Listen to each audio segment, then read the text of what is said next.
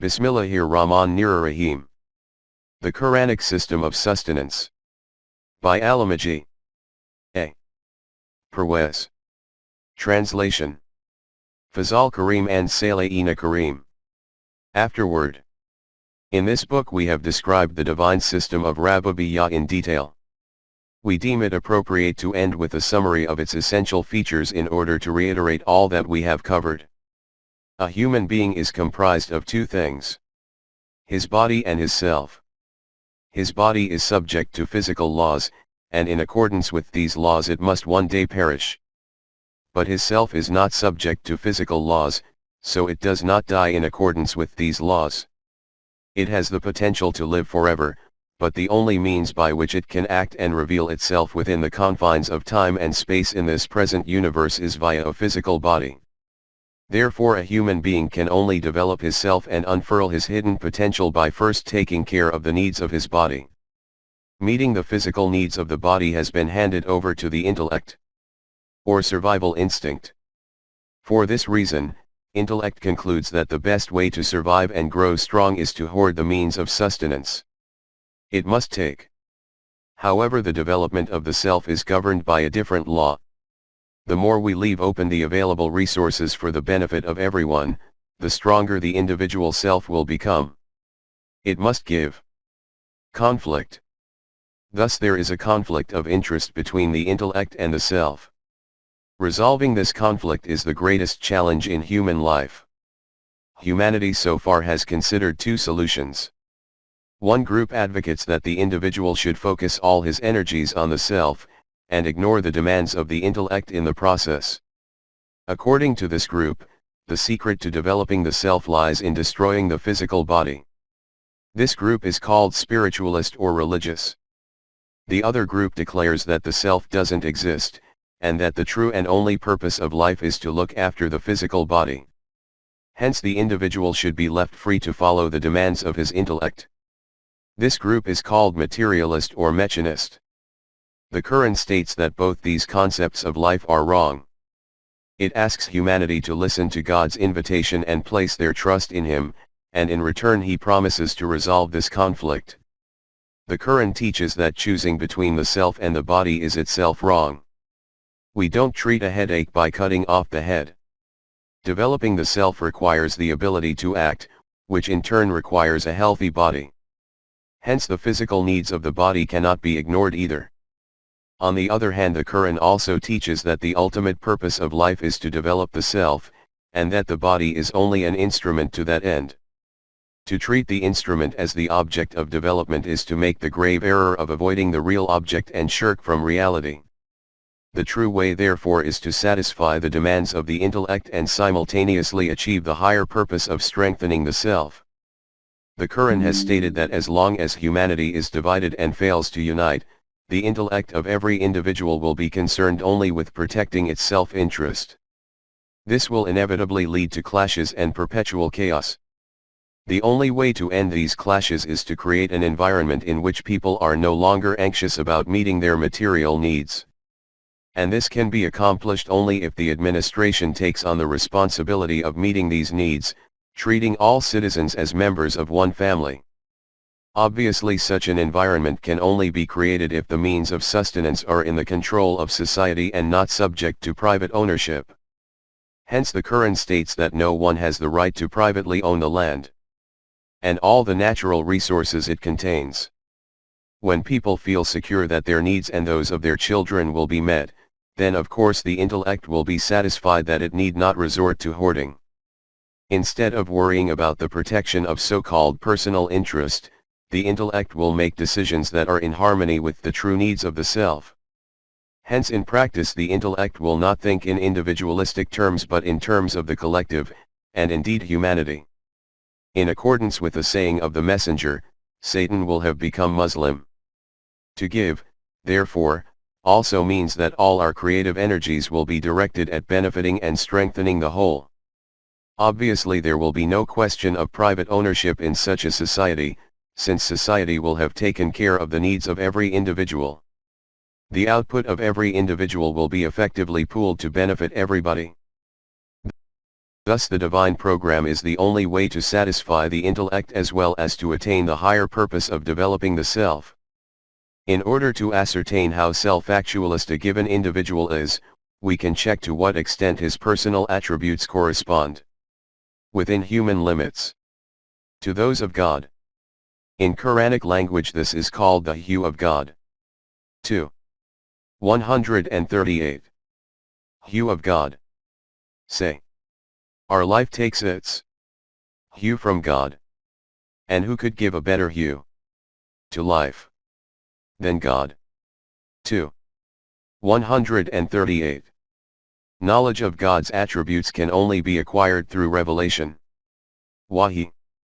The Quran explains these attributes in detail, and so it follows that the standard by which to test our self-actualization can only be found in the Quran.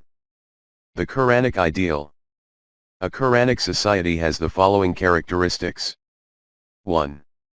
Society will meet the needs of every individual. 2. There will be no question of private ownership. 3. Having satisfied the demands of the intellect, the individual will focus his entire creative energy on the betterment of humanity, which in turn will strengthen his self. This is the Quranic ideal, but the Quran takes us to this stage gradually and not overnight.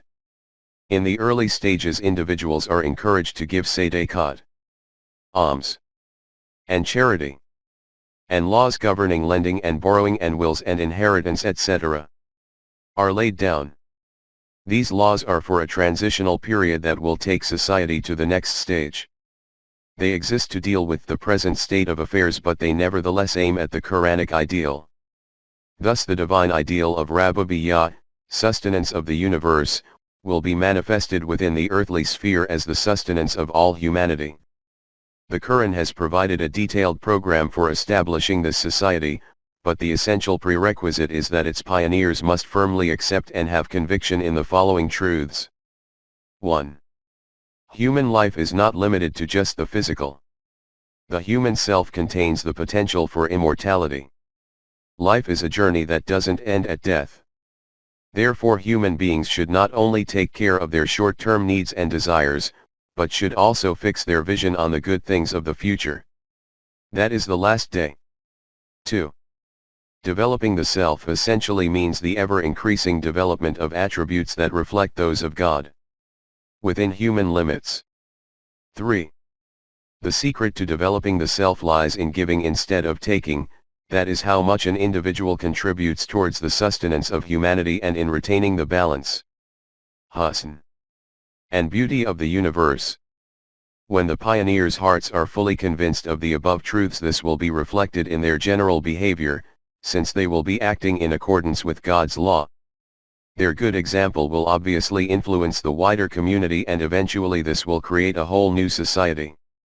The gradual establishment of the society in this fashion is termed Qiyami Salat. Lit. Establish Salat. In the Quran, this society exists to follow the laws of the Almighty.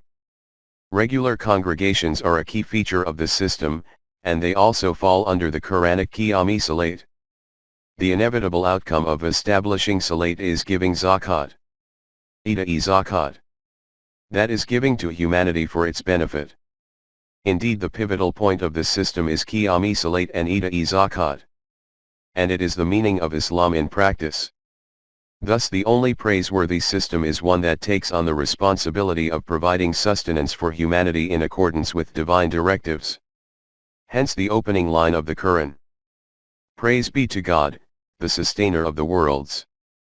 With the support of his companions, the messenger struggled for and eventually established the divine system in a form consistent with the needs of his time.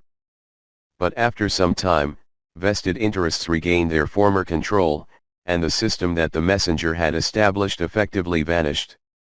Subsequently, over the centuries, their false ideals have become infused in Muslim culture. Our conservative class is the greatest supporter of this culture, and it takes its authority from the idea of tradition, when in fact the authority of Deen can only be found in the Quran, and God himself has promised to safeguard it. And indeed every word of it remains intact to this day. As things stand at present, the result of the Muslim adherence to its customs speaks for itself. Muslims are trapped in their own hell, and so the rest of the world knows no peace either, since it has no shining example among the nations to follow. The only way out of this hellish existence is for Muslims to quit their blind following of tradition, to turn their focus back to the Quran, and ask themselves, what sort of system did God decree, and what sort of system did we end up with? If we can answer this question honestly, then we might yet find our way back into the heaven that Adam lost. But if we don't change our ways, and we fail to adopt the Quranic system in our lives, then some other nation is bound to adopt it in our place. And the work that ought to be done by the present-day Muslim community will be completed by some other nation. This is because divine law neither belongs exclusively to a particular nation nor is it bound by geography or culture. To God belong the East and the West too.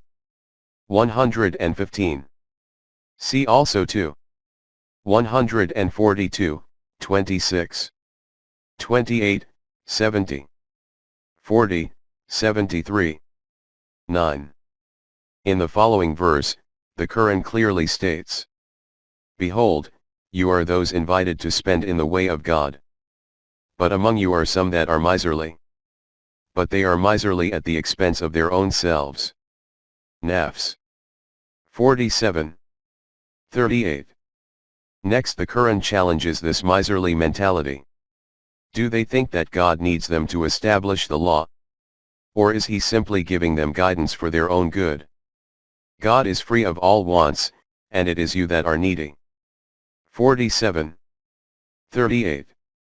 Finally the Quran issues its warning. If you turn back from the path, he will substitute in your stead another people. Then they would not be like you. 47. 38. God's immutable law never compromises with those who follow falsehood, however well-intentioned they may be.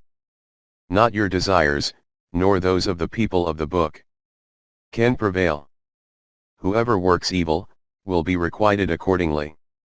Nor will he find, besides God, any protector or helper. 4. 123. Conversely, if any do deeds of righteousness, be they male or female, and have conviction, they will enter heaven, and not the least injustice will be done to them. Who can be better in deen than one who submits his whole self to God, does good, and follows the way of Abraham who turned away from falsehood? For God did take Abraham for a friend. 4. 125. The Quran thus refers to its deen, the system of Rabbubiyya, as right and straight. 98. 5. The ideal society established via this system is described in the Quran as heaven or the hereafter. 13. 29. By heaven, it means a heavenly existence both on earth and in the hereafter, representing the height of human achievement. The Quran describes the state of affairs in an earthly state of heaven as follows. This will be their cry therein. Glory to you, O God. And peace will be their greeting therein. And the close of their cry will be, praise be to God, the sustainer of the worlds. 10. 10. This verse tells us that in this heavenly state, the people will hold fast to their conviction that not a single productive deed of theirs will go to waste. Hence their society will strive day and night to build the system of sustenance and make it an example for the rest of the world. Hence, glory to God. Its people will be inspired by the idea that not only are they free to perfect their own individual egos, but they will desire to, and thus will, help others perfect theirs as well. Hence, peace will be their greeting. In the end their convictions will have been proven in reality. And the world will come to know that the divine system is indeed the only one that can be credited with sustaining the whole of humanity. Hence, praise be to God, the sustainer of the worlds. Opposition. Yet I am convinced that most Muslims will not heed this message and instead will oppose it. Their greatest objection will be that this is a new call, a new religion, even. The problem is that they are subordinated to tradition and have followed it blindly for so long that their thinking faculties are paralyzed. To the present-day Muslim, these traditions have been passed down over the centuries, so they must be right. Any attempt to introduce a new idea or practice or system is deemed haram, prohibited. In his religion, every innovation is deemed an attempt to corrupt religion and lead its followers astray. To quote a hadith, every corruption in religion is to lead astray, and going astray takes you to hell. And yet at one time the Muslim nation was known for its innovation. It was this characteristic that made it a living nation.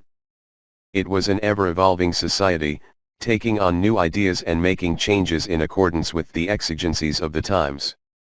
Now this same Muslim nation fears new ideas in the same way that a caged bird is afraid of open spaces.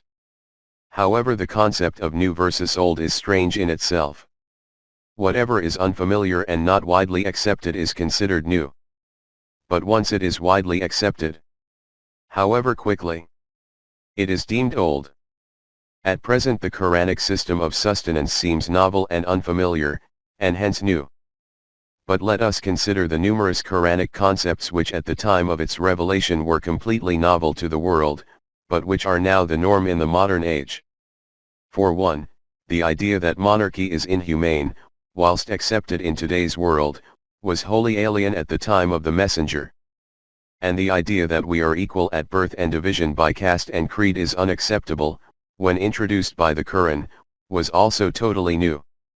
The idea that there is no need for a mediator between man and God was again totally new. So was the idea that nationalist or racial division is inhumane and humanity is actually one race, subject to one and the same moral law. These new ideas have become accepted by the whole world, one at a time. And now they are neither new nor unfamiliar to anyone, Muslim or not. Of course there are many Quranic concepts that remain new, unfamiliar, and thus impractical or unacceptable. Among these remaining unacceptable concepts in the Quran is the one that denounces private ownership as the root of societal chaos. According to the Quran, a true society makes the universal sustenance of humanity its raison d'être. Today this idea is deemed new and impractical, so we presently fail to accept and adopt it. But once adopted, this idea too will become accepted as the norm. Today's Muslims are in a very sorry state indeed. They were duty-bound to adopt the true way of life immediately and make it an example for the world. They were not supposed to simply stand by and wait for the divine decree to gradually fulfill itself in accordance with the exigencies of the time. That is at the evolutionary rate. Indeed, today's Muslims are the first to object whenever the world wishes to test a new concept in accordance with the exigencies of the time. When the world disregards the Muslim view and adopts the new idea nonetheless, Muslims have no choice but to eventually follow and also come to accept it. Muslims seem destined to follow instead of led. Long ago the West heeded the signs of the times, revolted against monarchy, and finally banished kings from their society. In that very same period Muslims continually supported monarchy as a die-hard tradition, and prayed for the king's long life in every mosque, until the exigencies of the time naturally overturned these kingdoms in the early 20th century. As another example, the West raised a voice of protest against the religious dictatorship of its clergy and gradually saw to it that this inhumane institute was eliminated from their lives.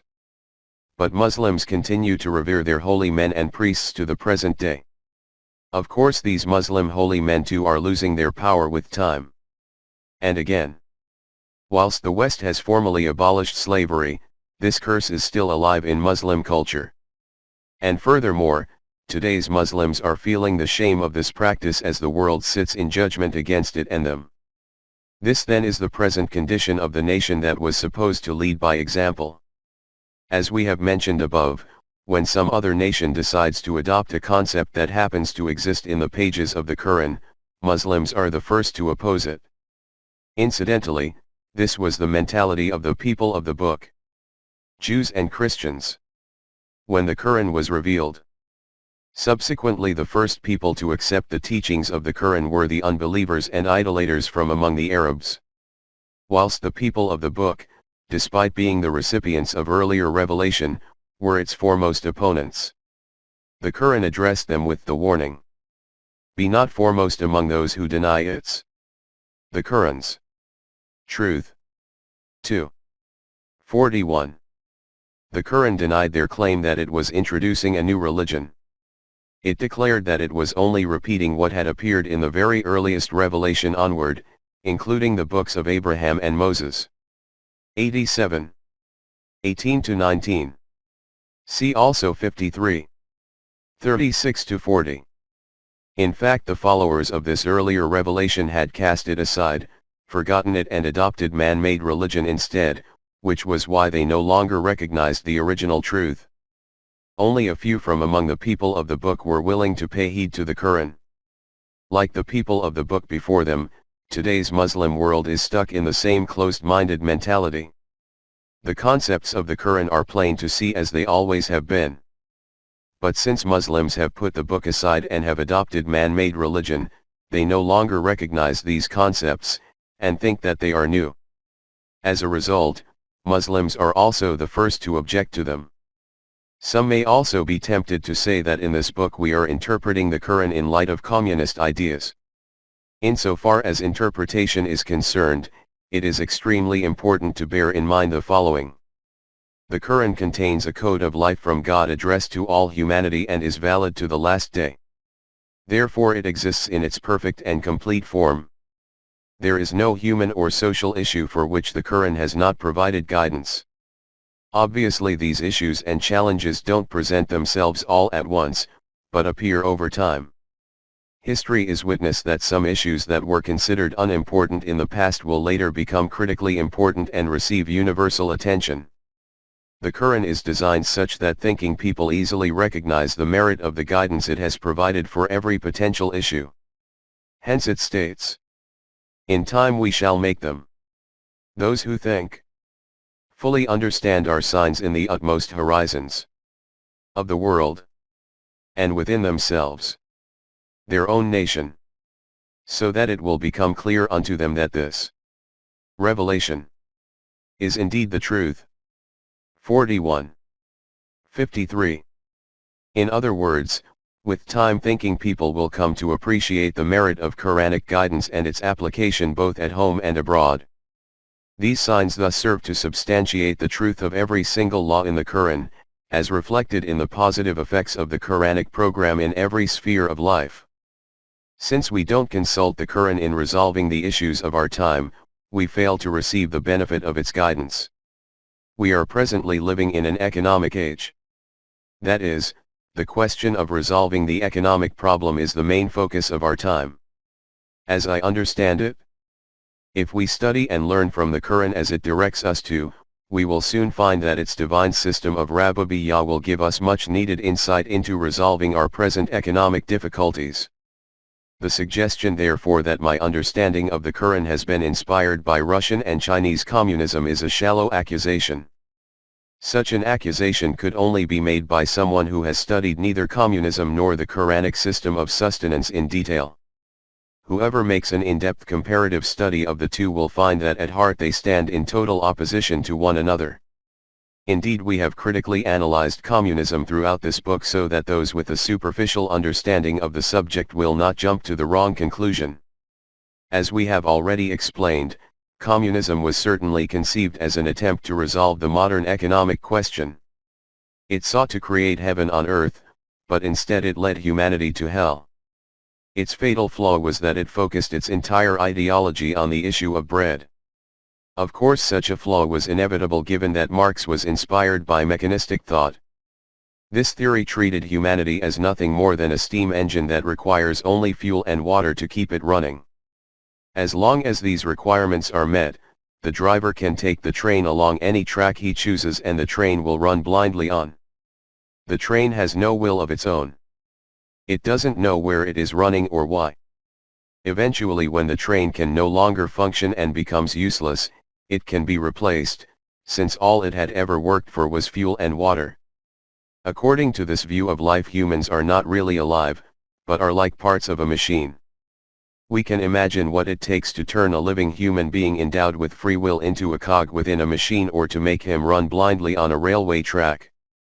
It obviously requires an iron fist. Communism cannot be established without tyranny, and so communists are left with two options. The first is to suppress the first generation so completely that they cannot do anything to resist it. The other option is to brainwash the second generation via an education program that will teach them to accept this ideology blindly, and destroy their free will in the process. Humanity thus pays the ultimate price for its bread. It has to give up its life. Of course, neither Marx nor the others from his school of thought intended to oppress the poor and the working class for just their material sustenance. They were in fact doomed to fail simply because they were utilizing their limited intellect. When the intellect is incapable of conceiving a system of life that will simultaneously fulfill all human needs, which after all are interlinked and cannot be separated from each other, in perfect balance and just proportion. Intellect might adequately deal with these issues one at a time, but it certainly cannot deal with them holistically. Every attempt made by the intellect to resolve any single issue has untold repercussions in all spheres.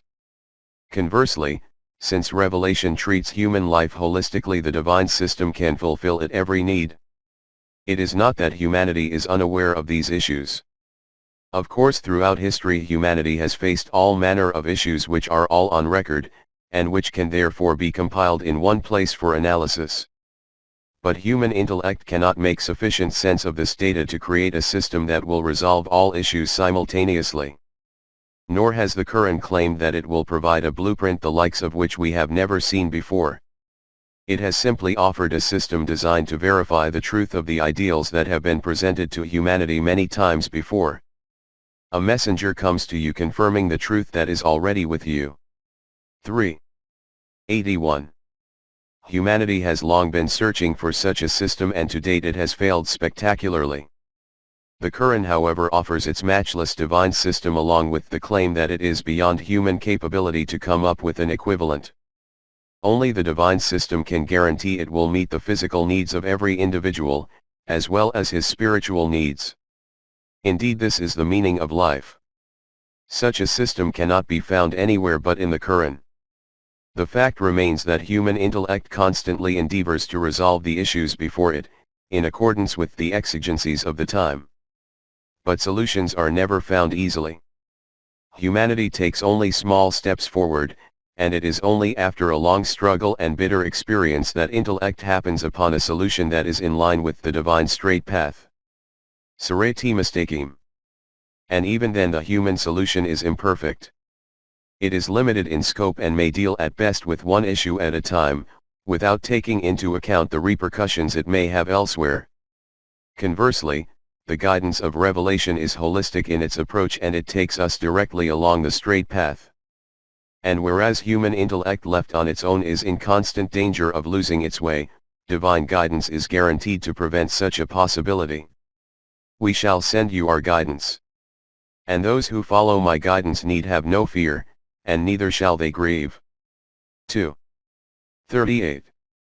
This is why human intellect has been unable to separate the truth from the falsehood within whatever system it has chosen to adopt.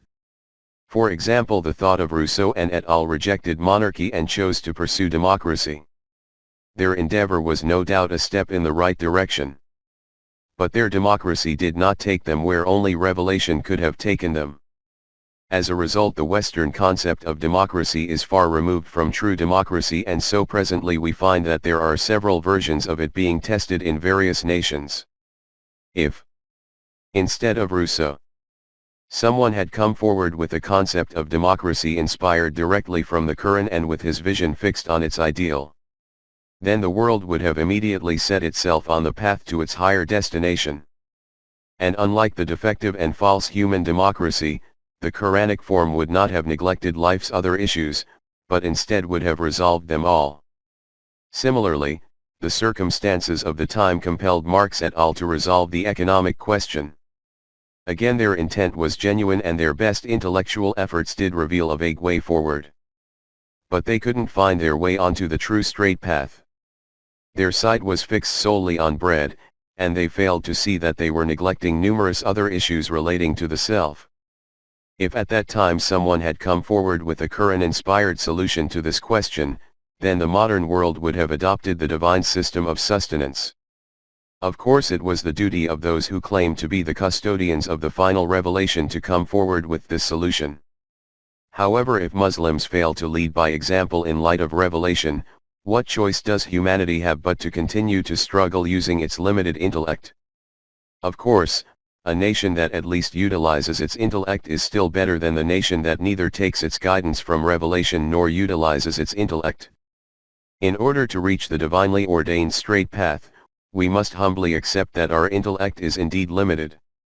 If we adopt this attitude, then the light of revelation will ensure that our intellect is adequately equipped to take us to a heavenly state. But give glad tidings to those who believe and work righteousness, that their portion is gardens, beneath which rivers flow. 2:25. In this heavenly state, in the words of the Quran, the people will have no fear, and neither shall they grieve. 2:38. In this book I have attempted to delineate the features of a system that can deal with human issues together as a whole. I have presented it here for the people of today with the hope that they might put aside their own ideas and consider it carefully in light of their knowledge, insight, and historical experience. Should humanity reach the conclusion that this system contains a solution to all of humanity's problems, we should test it in practice.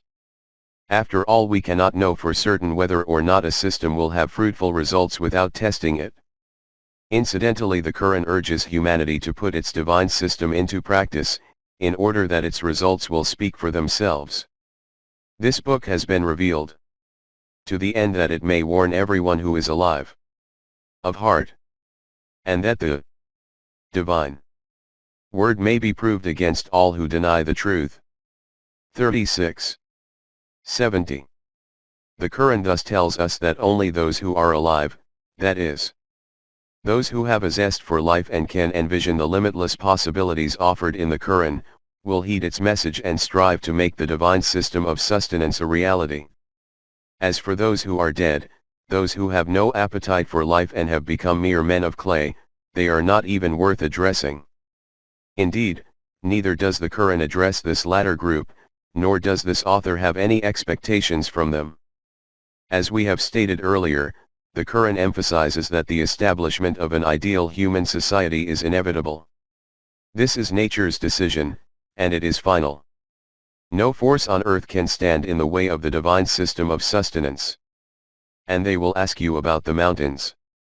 Say, then, my sustainer will uproot them and scatter them like dust, and leave the earth smooth and level, so that you will see no curve on it, and no ruggedness. 105-7. Having cleared all the obstacles in its path, those countless human beings who once suffered from oppression will suddenly have the way clear for them to rise up. And you shall behold the earth void and bare, that is free of obstacles. 18:47. And so when the system of Rabubiyya is widespread, humanity's suppressed qualities and neglected potential will be free to develop in full. Humanity as a whole will finally become strong enough to stand on its feet. The Quran states that this awesome revolution must and will come to pass. Let us reiterate this point once more. This revolution must come to pass. We have repeated this on a number of occasions in this book. The question now arises: what will it take to make this revolution happen? What it takes? The general reply to this question is that it is in the hands of God. After all, He is the Almighty, and everything is in His control. He can do whatever He wills. He answers to no one. So if He says that this revolution must occur, then surely it will. No doubt God has all the power and none can change His decision. But God Himself has told us that everything He creates does not appear spontaneously or immediately like magic, but comes into being over a given period of time, in accordance with a fixed law. Earlier in this book we described this as God's universal program. Therefore this revolution will manifest itself in accordance with the universal program. But the difficulty is that we don't appreciate just how powerful this law is. Force of law. When we hear the word law, we immediately think of courts of law because the word is generally associated with all that is legal. However, law in our context is not restricted to the judicial, but in fact encompasses the whole of reality. All that happens in the universe is in accordance with this law. All the celestial bodies throughout the universe all move in precise orbits in accordance with this law. The sun rises and sets in a predictable pattern. The lunar phases are similarly fixed. The tides are controlled by this law. It allows huge heavy ships to float on the seas as easily as a duck. The winds are subject to this law, as is the rain. This law causes tiny acorns to grow into giant oaks and fields to produce crops for our subsistence. Electricity, the power source that has changed the face of this world, is also governed by this law. Even our physical bodies live and operate thanks solely to this law. In short, there is nothing in existence that is not subject to it. Universal law follows the logic of if, then, always. If you fulfill a certain condition, then there will be a certain result, and it will always be so. Whoever understands this universal law will thus always be confident in saying, if this is the case, then this will happen, and it will always be the case. When a doctor diagnoses a disease, he knows which treatment applies, and furthermore he will be absolutely certain of what effect it will have. Hence he can say with confidence that it will certainly work. He trusts in the predictable nature of the universal law. Similarly, an astronomer can accurately predict which given date and time that a solar eclipse will next occur. He is so absolutely certain of this that he would bet his life on it. And as a domestic example, we have absolutely no doubt that the perfect boiled egg is ready 7 minutes after we begin boiling. This is what is meant by a universal law. Certainty and the universal law. The Quran tells us that just as God's law operates throughout the universe, it also applies to human life and society as well. This is where we can differentiate between a mu'min, believer or person of conviction, and a kafir, rejecter. It tells us also that the majority of people may accept that the physical universe is subject to an external law. But when it comes to the human equation, they don't accept or acknowledge that the same law applies here as well. By external law we mean that this law is controlling the universe, and not the other way round. For example, this law dictates the temperature at which water becomes steam, but the water itself does not decide this temperature. Again, the majority of people accept the existence of this law as far as the natural universe is concerned, but they will not accept it at the human level. Instead, they say that every individual has the right to decide the laws that he will abide by. The Quran tells us that this attitude is erroneous. If indeed you ask them, the majority of people, who has created the heavens and the earth and subjected the sun and the moon to his law, they will certainly reply, God. How are they then deluded away from the truth? 29. 61. After this, the Quran challenges them.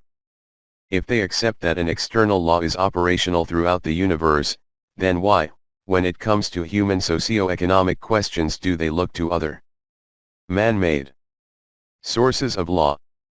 And why don't they accept that our times of abundance and shortage occur not because of human laws, but rather they occur in accordance with the same external law that is in operation throughout the universe? 29. 62. Those who accept the existence of an external law and yet openly deny that it applies to human life as well are called kafirin. Plural of kafir. In the Quran, those who recognize the existence of the external law in the natural universe, and even quietly acknowledge that it applies to the human equation, and yet choose to live under man-made systems are mushrikeen. Lit. Polytheists recognize the existence of an external law operating throughout the physical universe, and so they study it and exploit it for their material progress. However, when it comes to human society, they do not accept divine law, and so, instead of sharing the benefit of their study of nature with the rest of humanity, they utilize it to their own ends. As a result, this earth has become a veritable hell. Yet if the West accepted and abided by divine law, then we would witness a heaven on earth. The natural universe differs from human society as follows. 1. Divine law is universal and automatically controls everything in the universe. 2. Nothing in the natural universe has free will, and so nothing can do anything that contravenes divine law. Conversely, when it comes to human society, 1. These laws are not innate in us, but are made available to us via revelation. 2. Humanity has free will. We can choose to obey divine law, or we can devise and live by laws of our own making. But just as nothing in the physical universe can supersede the dictates of natural law, no human system can hope to compete against revelation. And just as we can do nothing to change the physical laws of the universe, we cannot do anything to circumvent divine law in our socio-economic existence. Hence, not on earth nor in heaven are you able to frustrate His law. Nor have you any protector or helper besides God. 29. 22. See also 24. 57. Hence we should not even presume that anyone could ever change or escape from the effect of divine law, or that those who spend their lives in pursuit of selfish ends will progress in the long term, as compared to those who have conviction in divine law.